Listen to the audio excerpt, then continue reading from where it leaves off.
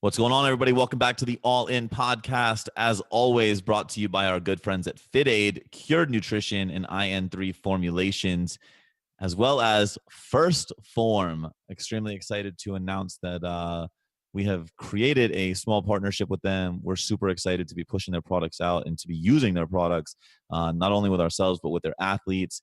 And the results we've been seeing and experiencing have been phenomenal. So very excited to welcome them in.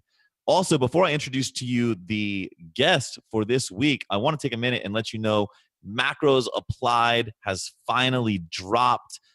So many of you got in on the pre-sale. Several of you did not. I don't know what you're waiting for. Guys, I poured my heart and soul into this book. Macros Explained was great. It gave you the education you need to understand macros. But as you all know, I believe the game lives inside application. Having knowledge means nothing if you don't know what to do with it. Also, bonus, there's an audiobook with this. So when you get the book, you will be offered the audiobook. There's a hidden chapter that I believe was a little too controversial to put into print. So I only spoke it. As you know, I only bring the truth. I always bring the fire. So I think you guys are going to enjoy it. Macrosapplied.com. Go check it out. Guys, today's guest is none other than Miss, I believe it's Flex and Faith, Lacey Dunn. Guys, she's a registered dietitian, extremely intelligent, somebody I followed for a very long time, not just because she creates an extremely impressive physique, but because of how she does it.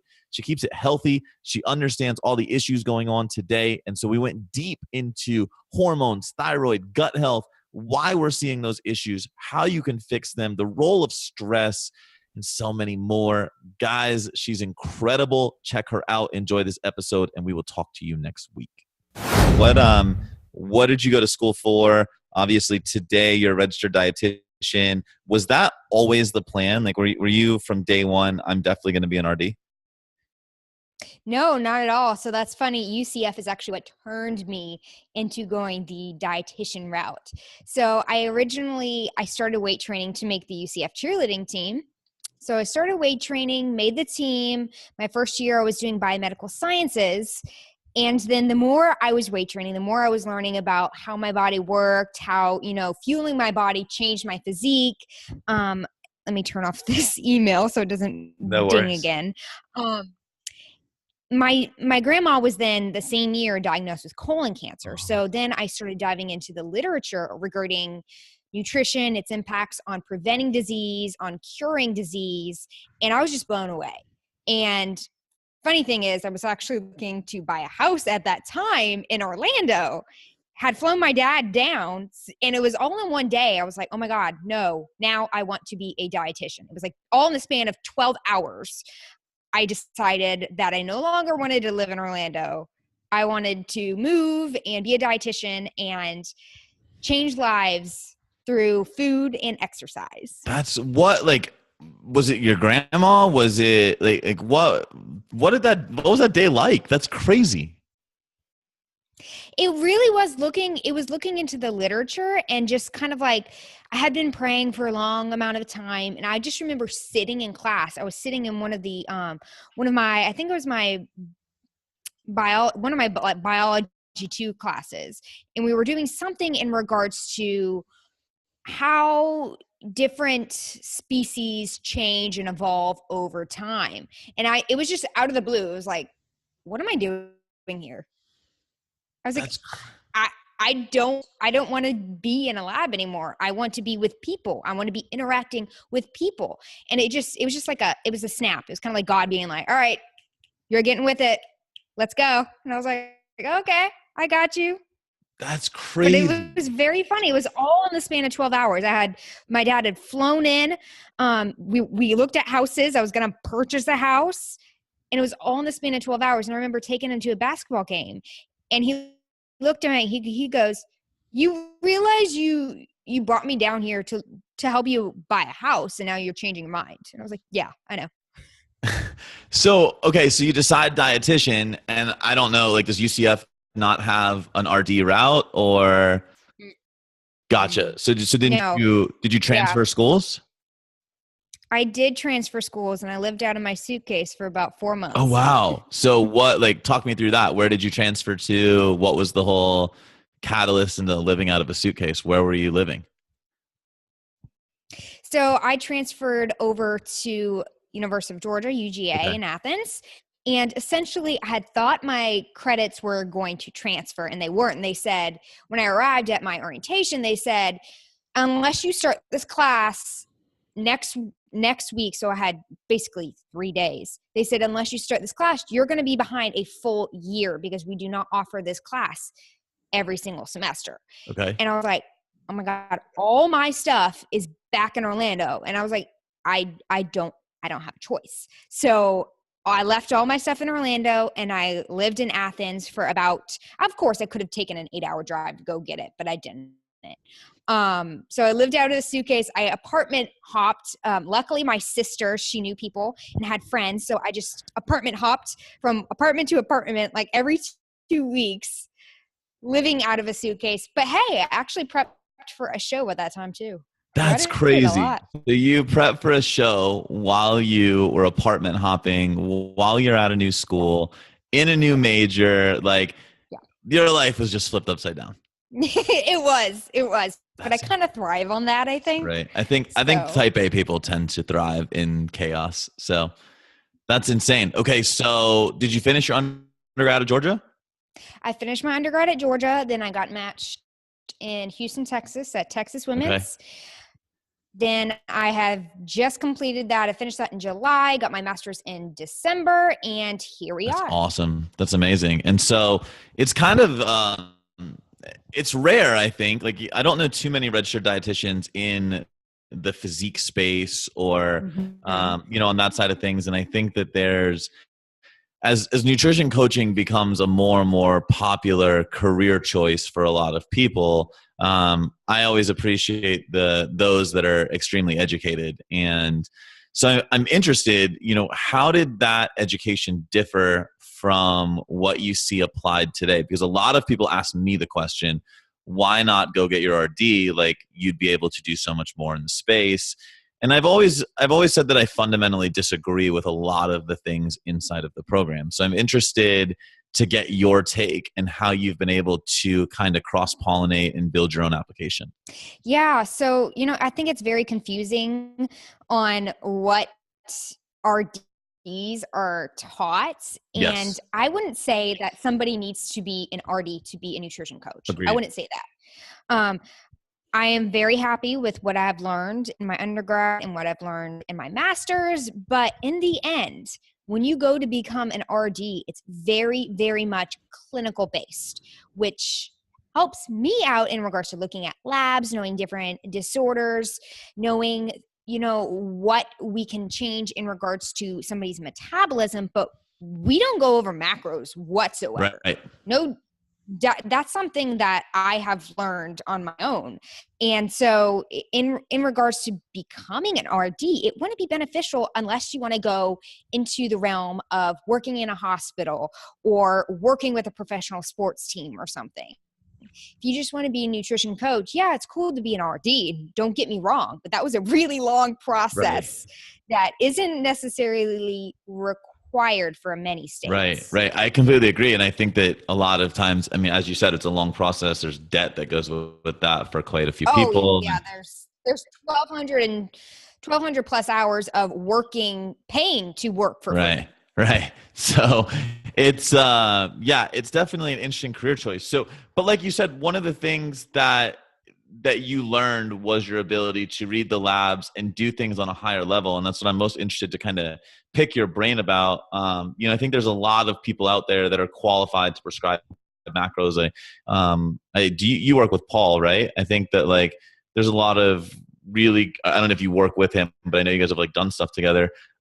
There's Paul, there's Lane, there's yourself, there's literally endless numbers of people that can prescribe macros. And then in my opinion, they're all pretty good. There's a lot of good coaches these days.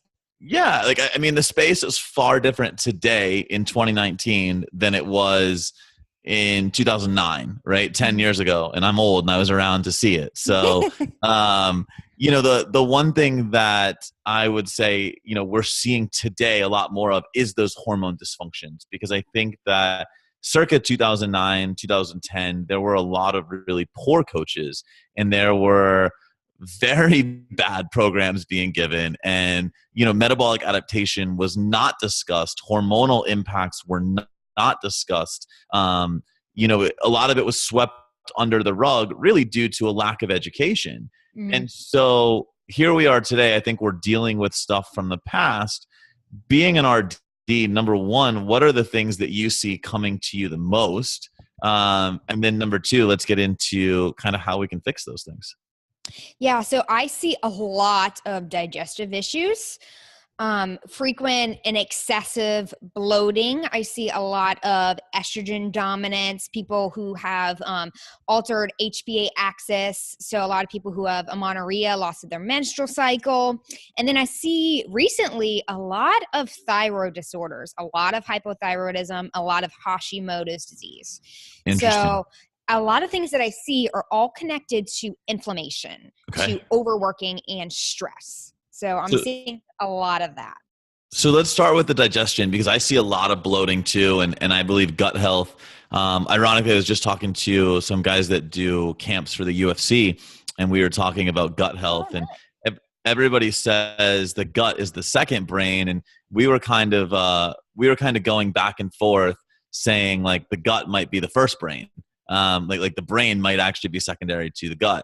And so I'm really interested to know, why do you feel like we're seeing just a prevalence of GI issues today, and bloating and distension and things that we weren't hearing as much of 10 years ago? Do you think people are just now starting to talk about it, or do you think that something different is happening in the space?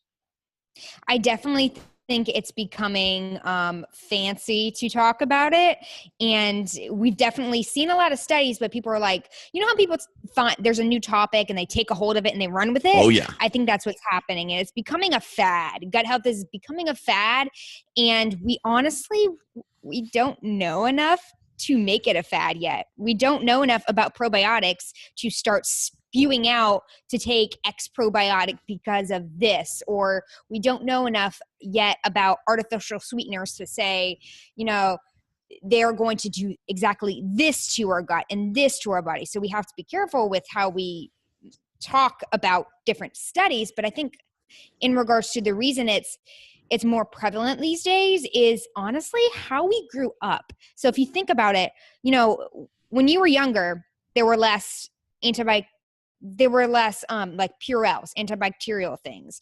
You were more allowed in the dirt. Yes. You were allowed to play around. Yeah, exactly. When you grew up, I'm pretty sure, even when I grew up, I was allowed to roll around. Wait, did you just call me old on my own podcast?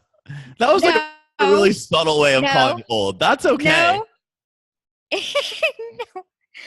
Me after my birthday, I'm just thinking of I'm grouping myself into getting old here. So I'm in your group now. Welcome to my category. Thank you. So and then these days, little kids, like these 5-year-olds, they're not going outside. They're always sheltered. So they're being less they're not getting touch and contact with all these different viruses and bacteria. And, we could chat about the whole vaccine situation, which I'm not going to, but people are not getting experience with these microbes.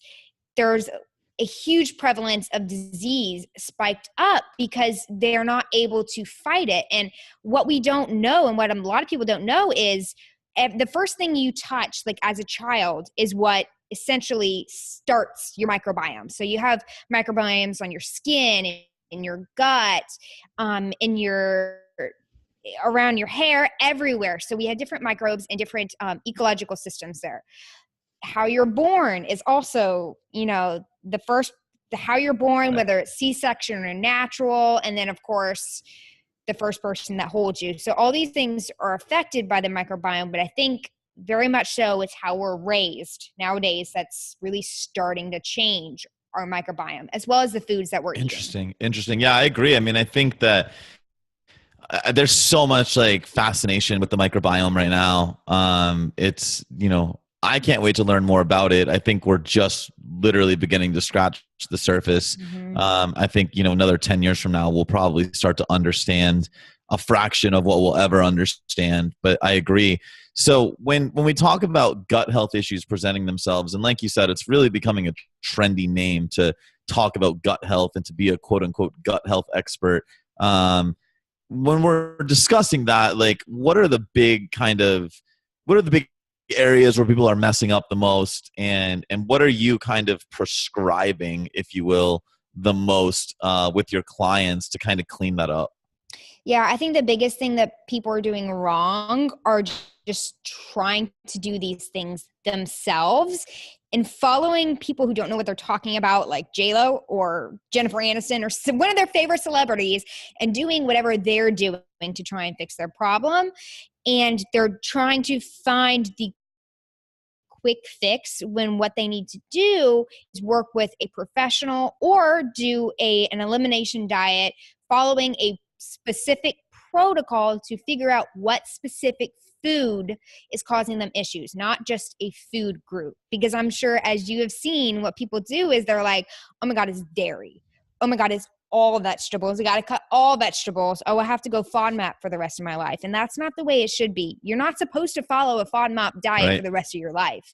You're supposed to find the exact foods that cause you issues and eliminate them. So on that, there's a lot of controversy around food sensitivity tests. I was excited. I was waiting.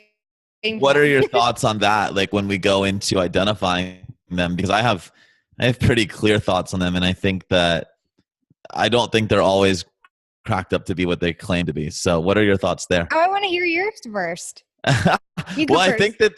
I think there's different categories, right? I think something like an MRT, I disagree with the method being used, because I don't think there's, like, when you actually dig into how they're testing for the food sensitivities, there's zero practical application to how that would be in real life.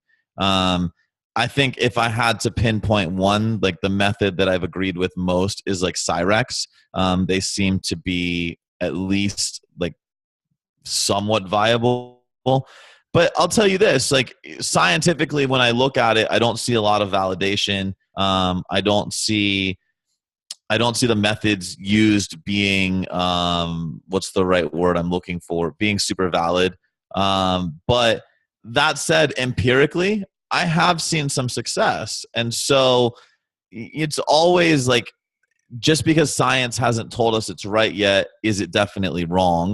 Which I don't always, that. Yeah, I don't always think that's the case, but I don't think that we've really nailed what a food sensitivity test should be. I think we're still falling short.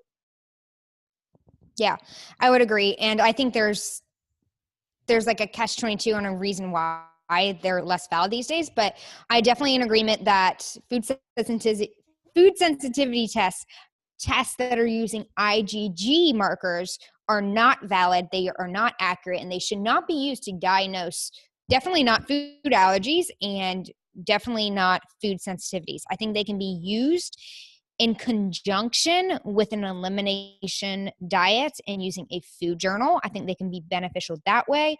But a lot of people, they don't know, and they forget that what the IgG is essentially doing is, it's a marker of the antibodies created based on a food that you eat. So if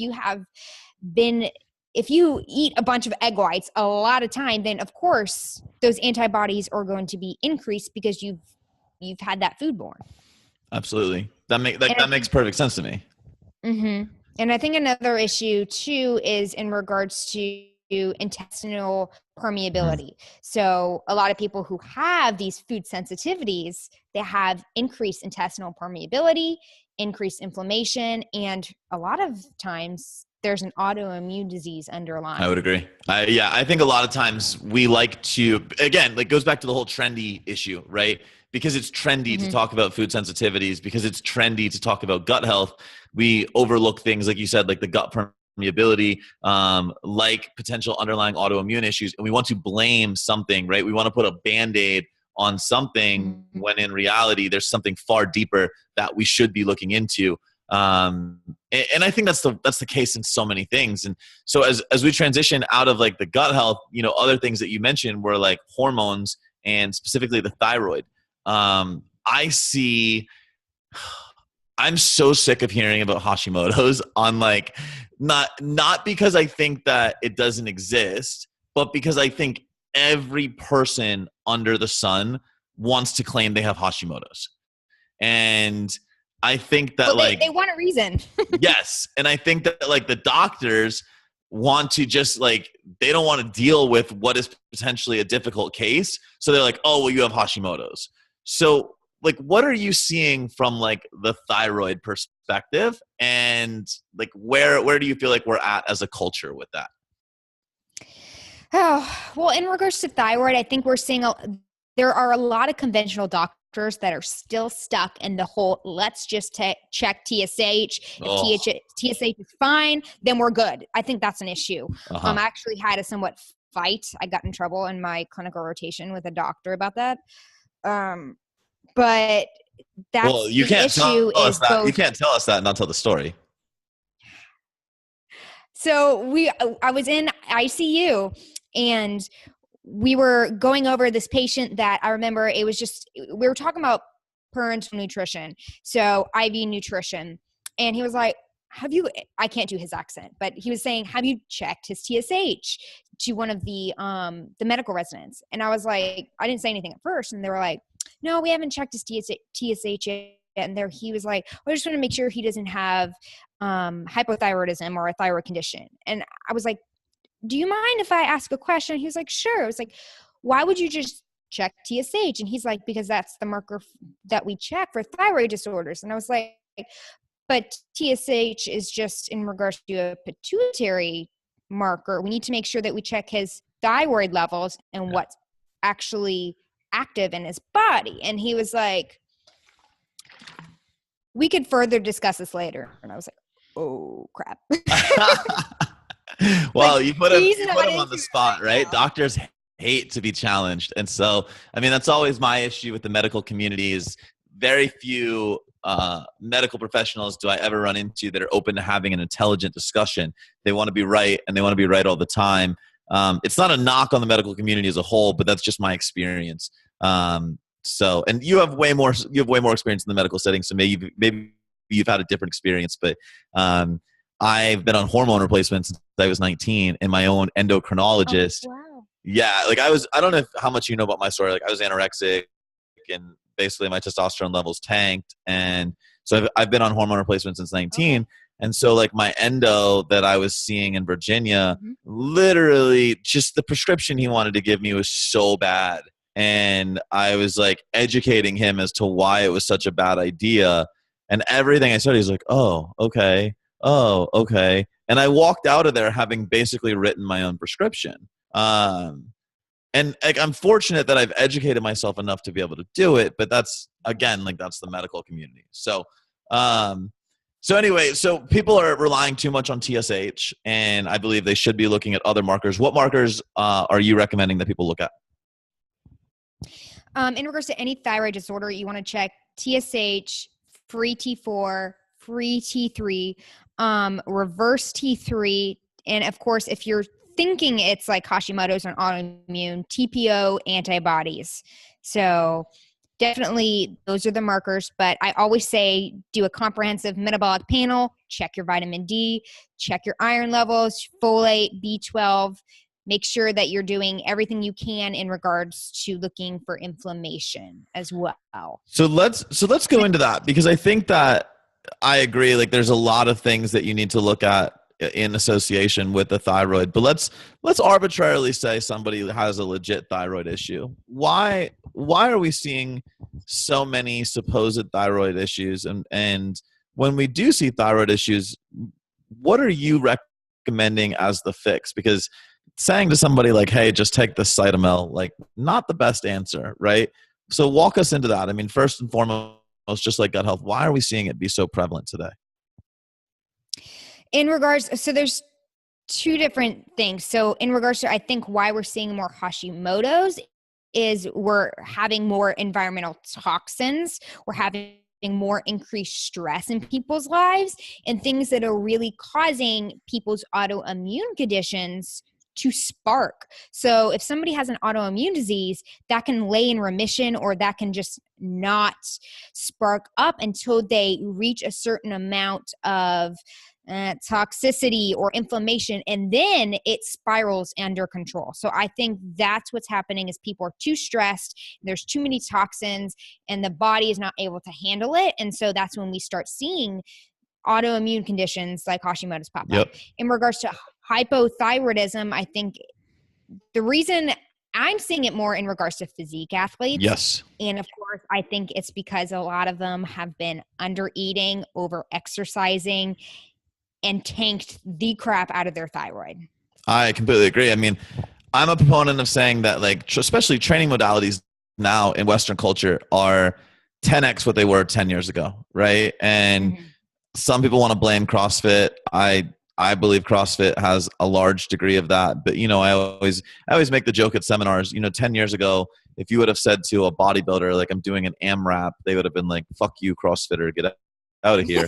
And like, if you say to a bodybuilder now, like, I'm doing an EMOM or an AMRAP, like, it's just common, like, it's just colloquial, right? Like, people just use that. And so training modalities have increased in intensity.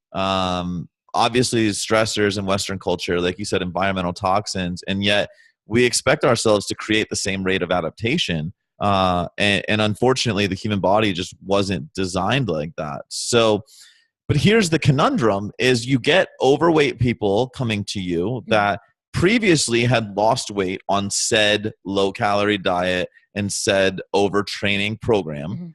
And now us as coaches, we're having to tell them the solution is to do less and to eat more and to potentially gain weight on the front end before you're ever going to lose weight on the back end. How, like, there's a lot of coaches that I know listen to this podcast. How in the hell do you handle that? It's all about telling them that what they have to do is tackle their health in order to get where they want to be for their long-term goal. So you have to give up the short term in order to reach the long term. You can't keep pushing your body and expect it to be 100% when all you're doing is just taking away. So you can't pour out of an empty cup. 100%. And so when we're talking duration, because like I know the gold standard inside of metabolic adaptation studies was the Minnesota starvation study, right? That's what everybody references. The recovery inside of that protocol was relatively quick. I think that today there's more hormonal issues inside of metabolic adaptation than there were back then. And so I think that the rate to fix these things is longer. When we're looking at repairing the thyroid or we're looking at repairing the HPA axis, what kind of duration are we looking at with most of these clients? I would say at least 2 months, up to 4 months, 2 to 4 months, because the HPA axis responds very slowly. Anybody who has had amenorrhea or any different types of menstrual irregularities knows that. So very much I would say 2 to 4 months. And so when we're looking at that recovery time frame, what are we talking about from an implementation standpoint? Like, what kinds of protocols are we doing? How much are we backing off on exercise? How much more are we eating? Like, walk me through that. Yeah. So I like to say taking away anything that is too much of a stressor on their body, anything that is going to create too much inflammation. So that involves more than just what you're doing. So taking away high intensity exercising, making sure that we're implementing things like yoga, mind-body practices, making sure somebody's not in a caloric deficit, and not too much in a surplus either, because of course that's going to increase inflammation. So I like to try and keep maintenance on people, and gaining a little bit body fat is going to happen, but trying to stay around maintenance for them just to decrease the amount of inflammation, attacking foods that could be causing them inflammation, whether that be because they can't digest dairy too well, or whether it be an autoimmune condition and we need to take away things like wheat and gluten. And then people who there's people who have been long dieting and they're having all these artificial sweeteners or sugar alcohols in their diet, and they're not realizing that that is what causes them inflammation, or they're having too much caffeine because they haven't been able to get through the day. And then you're like, alrighty, to be able to get through the day, we're going to need to cut all of that and have you go cold turkey. Just drink a bunch of water. And then they're like, well, where's my energy going to be? Well, it'll come. You can't overstim your adrenals because they're already shot. Right. So it's really funny. And I would love your opinion. So Mike Matthews and I had this conversation, very similar conversation on his podcast. And we were talking about repairing HPA axis dysfunction or metabolic adaptation. And the Minnesota starvation study says like definitively you can repair it. Are you in agreement that virtually everybody that comes to you, you can repair? No. Okay. So I'm 100% aligned with you. And I believe that because of where we are today, had you asked me this question 15 years ago, I may have had a different answer. I may have said perhaps yes. But I don't believe that what caused metabolic adaptation 10 and 15 years ago is what's causing it today. I think fundamentally an abundance of stress with a lack of ability to facilitate adaptation. Obviously, that's the fundamental in any situation like this. Mm-hmm. But I think that the type of stress we're seeing, the excessive sympathetic inputs combined with the environmental issues, are leading us into states where I'm not sure that everybody without medical supplementation or medical intervention can recover. What are your thoughts on that?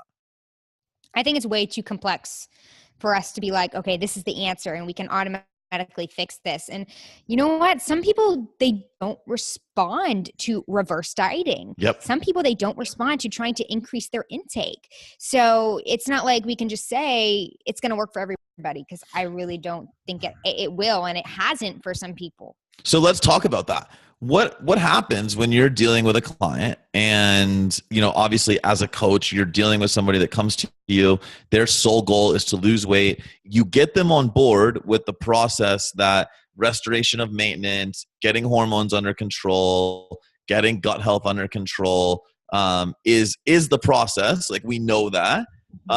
Yet that doesn't work initially. Like, how does that go? Oh, that's like one of the hardest situations. So the first things I like to do is try and get their intake up.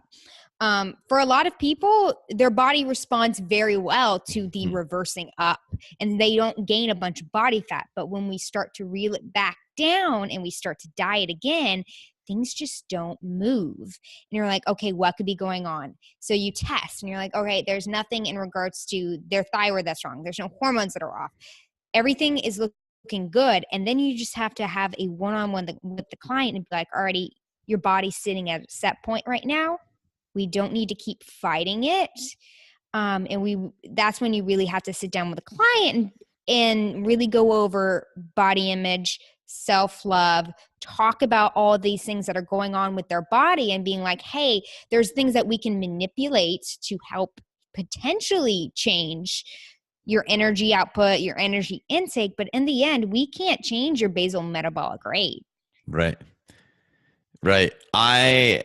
I couldn't agree more with that statement. And there's so many people that we've all dealt with, we've been doing this for so long. I hate, it breaks my heart to deal with those clients. Me too. I think that sometimes clients forget we as coaches want results for them just as bad, if not worse, than they do. Number one, we're all fortunate enough that we've created results ourselves and we know what it's like to be able to create positive change, and we recognize the power that comes with that. But also, you just want people to succeed. As a good coach genuinely gives a crap about their client, and it's a painful process to go through. But I'm glad that you pointed that out, because I think some coaches will literally they make guarantees, and I think that you can't guarantee anything in this space. Just because you've dieted down and gotten stage ready before doesn't mean your body wants to go there again. And the body's I love that you said it's too complex for us to really know, because I believe the body is such a complex thing that we don't even fully, I don't even think we've scratched the surface on understanding everything that we'll ever understand about the body. And so I just think it's so important that we recognize that. And I good on you for being able to admit that. Yeah. And you know what? The reason I'm very happy to admit that I'm not a genius. I know sometimes I don't know what's going on and I need to refer out or say, hey, I don't know. And a lot of it absolutely disgusts me what a lot of coaches do, because their clients come to me.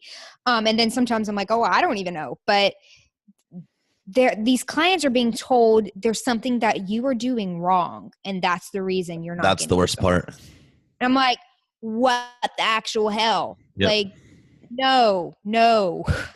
It angers me so much because so many of these people are doing every single thing that they possibly can to reach their goals. They're putting in the work. They're eating right. They're even, some people are like to a T spreading out their protein. So it's just really frustrating to see that. So I think what a lot of coaches, and I think a lot of other coaches, because I listen to your podcast, listen to this podcast, the best thing you can do is just be honest and open. And if you don't know something, just freaking say it. Yeah, we talk about all the time at NCI, the 3 most powerful words that you possess as a coach are I don't know. And I think that saying that to a client and telling them like, hey, I don't know the answer. Number one, I'll look it up for you.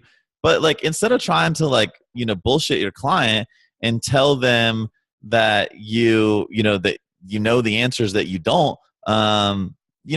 what you really need to do is just tell them, hey, I don't know. And that's probably going to earn you a lot of trust long-term.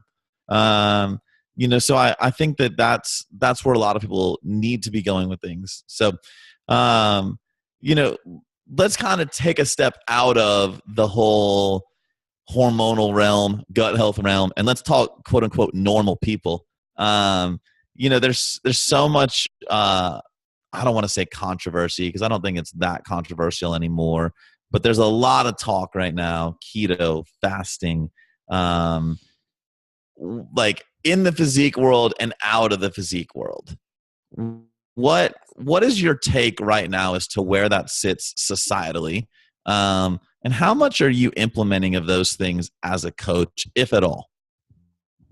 I think keto, fasting, anything that sounds cool is actually more prevalent in normal people. So everybody sees something and it looks sparkly and new and they want to grab hold of it. They want a quick fix. They want a reason that they can't see results and lose weight. They want a reason for them not being able to get where they want to be.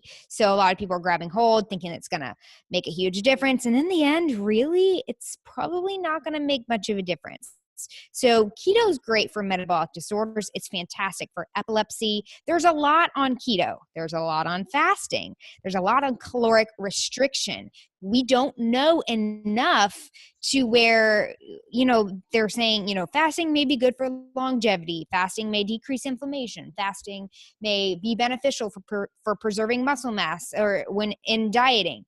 But we don't know enough because we haven't done enough studies that are actually clinical trials that have been actually controlled in the right way to be able to make these claims. So a lot of these claims that anybody is making on all these different diets, they're very much observational studies. And nobody in the normal, quote unquote, normal people world knows that. They don't know how to read research. They don't know that just because they looked at these different populations and came to some conclusion that this is what works. They don't know that there's so many different factors that could be influencing that. Well, I completely agree. I mean, I think I love marketing, because I own businesses and I understand the power that marketing can bring, but I hate marketing because I believe it's the root of so many nutritional issues in our society. I mean, I remember when I first got into internet marketing, I was sitting in a mastermind and this guy was like, dude, you just need to write a prescription for everybody in this room. If I had a gun to your head, I guarantee you could do it. And I'm like, no, I couldn't. You don't understand. The way my brain works is I want to ask you 50 questions before I get into writing your plan. And I'm like, so I don't comprehend it. And then literally a week later, I see this, eat, stop, eat, then this zero to shredded, and it's it has a fast day and a cheat day, and I'm like, it's so sexy to the average person to say I want to have a cheat day where I can eat whatever I want. Actually, let's go into that rabbit hole, because you work in the registered dietitian crowd, so you can work with eating disorders. I'm formerly eating disordered, and I have very distinct views on cheat meals and cheat days. What are your thoughts of those inside of a program, both from an application standpoint, from efficacy, but also from a mental standpoint? So I am not a fan of calling any type of meal a cheat meal, because that just means, and that's putting food into a good or bad category. And I'm all about maintaining and having a healthy relationship with food. And you know what? Sometimes I even think that macros can be terrible for people. So I'm a firm believer in untracked meals and free meals, and utilizing refeeds if you want metabolic advantage. I'm a firm believer in using refeeds, and not a one-day refeed, because one-day refeeds, as we know, are not the way to go. They don't really give us an advantage. So 2-day refeeds, let me pause you right there and ask you, because I agree with you. Scientifically, there's no hormonal advantage. There's no hormonal restoration from a one-day refeed. But I am not always not a fan of singular higher days from a mental perspective. Meaning, if we look at a calorie, if we look at a calorie deficit over the course of, let's say, 7 days, and 5 of those days we create more of a deficit, but like Monday, Thursday or higher days, just so that somebody has something to quote unquote look forward to. I'm not always against that. I don't know what your thoughts are. I'm not either. Awesome. No, I'm in no agreement. I know and you know what's, and the science doesn't say that one-day refeeds work. Right. But I know some of my clients, one-day refeeds work. Yeah, 100%. Look forward to them. I know for me, I'm not in a caloric deficit. There's no reason for me one day a week to have a refeed, but I know my body responds well to it. 100%. The next day, I feel like a freaking cheetah. Like, I feel fantastic. So I know there's things that science has not proven that work. So I'm definitely a firm believer in having those higher calorie days, higher carb days, doing whatever is going to work for the individual and is going to make them look forward to and like their diet and love their diet and feel their best, because that is the goal, not to just reach some X physique goal, but help them feel their best while they get there. Completely agree with that. So obviously, from an implementation standpoint, a mental aspect, like the cheats don't work. Have you heard of the cycle diet from Scott Abel? No, I have not. Oh God. Enlighten me. So first of all, I have massive amounts of respect for Scott, because I think his level of knowledge is light years ahead of where most people were in the industry as he was coming up. I worked with him for a little while. I considered him to be a mentor, extremely intelligent individual. And so he built out this diet that was effectively 6 days in a really extreme calorie deficit. And most of the time, very low fat. But then on the 7th day, it was an all out like free for all. And it literally, like, his instructions are like, eat as much as you possibly can. And so I did this diet.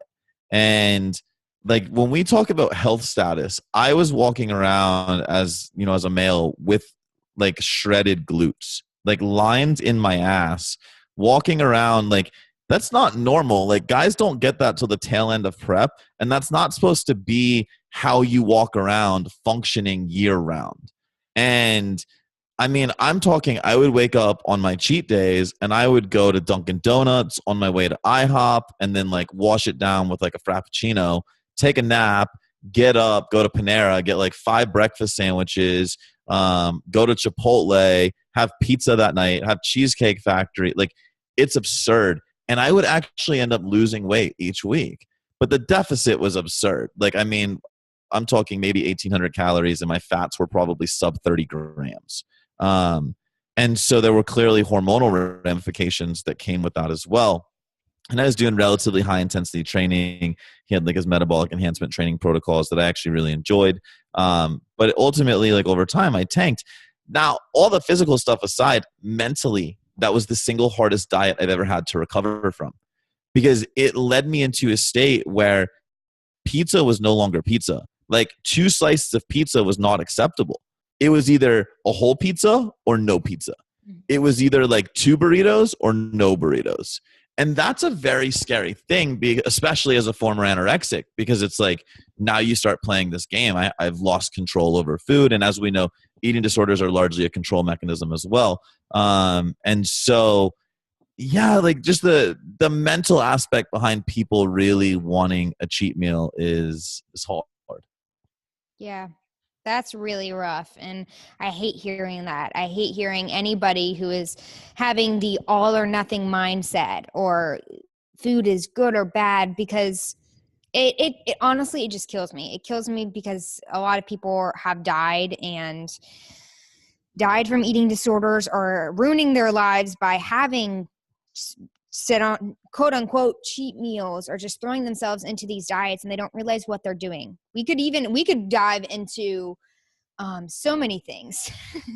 I mean, you could go into so many rabbit holes with that. I mean, I think that it's this desire that things are good and bad, I think, is really the fundamental issue. I think that, just saying that, putting something on a pedestal, but then demonizing it, they're equally as harmful. There's no good foods, there's no bad foods, there's facts and there's science, and there's micronutrient dense and there's micronutrient void, and there's calories and there's macros and there's digestion and there's hormones, and right, like all of these things are just building blocks of success or missing pieces inside of why you're seeing failure. And I think that one of the best things a coach can do is to really remove judgment from that, and to remove the emotion from the process. And I think that as we sit here, January 31st, 2019, food is such an emotional piece in Western culture. And if you go to Eastern culture, where it's the food issues are far less prevalent, it's not emotional, it's conversational, it's definitely a part of society, but it's no longer emotional. And I think that's really one of the biggest issues that I continue to see. So last question, kind of in the interview, if you will. Obviously, you've created a ton of success inside of this space, and you've got a great functioning business. To everybody that's out there that's listening from the entrepreneurial side of things, what would you tell them? You're somebody that has gone your own way. You've blazed your own trail. You did the RD thing. You didn't go into the clinical setting. What would you tell anybody that wants to get into the nutrition coaching space? Give, and don't expect anything back. Love that. If you are giving, if you're focusing on the quality of your coaching and changing lives, and not because it's expanding. Everybody wants to do this mastermind. Everybody wants more clients. Everybody wants to work on these sales calls. Give that shit up, guys. Give it up. Focus on your clients, maximizing their lives. Focus on giving. And that is what's going to make your coaching successful. I love that. So I'll give you 2 final questions. I know we got to be sensitive with your time today. First of all, where can everybody find you? You can find me on Instagram at Faith and Fit, or my podcast is Uplift Nutrition. I'm going to have you on there, so I'm excited. And then Twitter at Lacey A. Dunn. Awesome. And so this is the ALLiN podcast, and we've both kind of come from different backgrounds, but we've been able to create success. And I'm a believer that to create success, you have to go all in on one thing. What is the one thing you believe people should go all in on?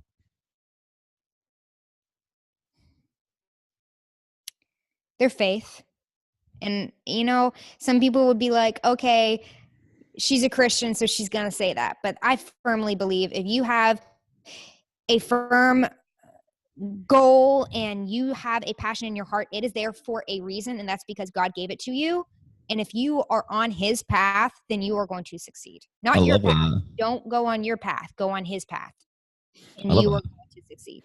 I love that. And, as a lot of my followers know, I am not an overly religious person, but I can echo that. And I can tell you that there are influences in this life that we need to listen to. And so I have all the love and all the respect for that statement. And I believe everybody should listen up and absolutely go all in on it, because clearly it has brought you success. It's brought me success. It's brought all the successful people's success. So I love it. And, more than anything, I'm so thankful for your time. It's, I know it's kind of been hard to get this thing scheduled. I know we've had craziness, and I had my move, and it's super cold in Texas right now. So I appreciate you braving the 50-degree elements and being here with us. But no, it's really, really respect what you do, Lacey. Really excited to see what you continue to do in this industry, and really appreciate you coming on today. Well, thank you. Just one last thing I want to mention, because we've said something about success. Because I've been thinking about it, and I've been listening to Elevation Church recently, and just with anybody who has a goal, and you think if you want to be successful, really dig deep and ask yourself, is this marker of success really going to bring me happiness, or is it just going to bring an outward status? So is it more money? Is it more clients? Is it more followers? Is that really going to bring you joy in your life? Because for a lot of people, no. I completely agree. Really focus on what's going to bring you joy, and that is going to bring you success. And give other people joy. That's going to give you joy. That's about it. Just wanted to say that. No, 100%. Mic drop. The end. I love it. No, seriously, I couldn't agree more. I think that far too many people are pandering to the attention and the desires of others and the thoughts of others. And I think that they need to go all in on themselves and really do the things they want to do because they want to do them, not because of some perceived praise that they will get. And I just extremely well stated. So thank you for bringing that to the forefront, and thanks for all the value and knowledge you brought today. I know people are going to get a lot from this. And guys, if you have questions, follow her. And she's a phenomenal resource in this space, and one of the few people I really look up to inside of getting more knowledge for myself. So we will, thank you. Guys. It was an honor. Yeah. Oh no, you're so welcome. For Podcast Nation out there, we will talk to you guys next week.